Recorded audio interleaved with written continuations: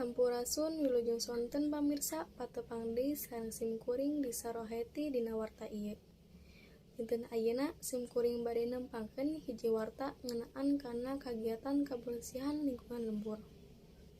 Katua RW sareng sajajaranna parantos ngayakeun program jasa kabersihan lingkungan ieu dina dinten Jumat 11 November 2021. Kagiatan kabersihan ieu dirangkep dina tema mika nyaah lingkungan lembur.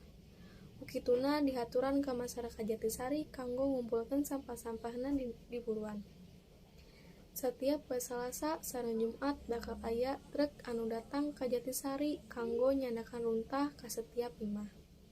Saenggeusna bakal dibawa ka tempat panampungan sampah kanggo disortir sampah organik sareng anorganik.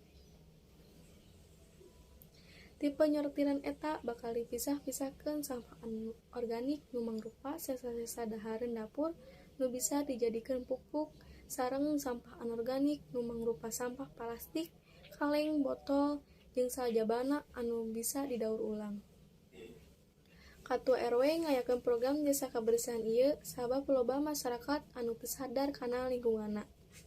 Ukituna butuh kerjasama warga sangkan lingkungan lembur jadi baresih tur endah ditinggalna.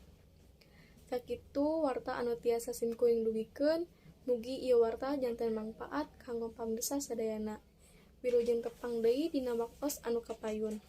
Hatur nuhun.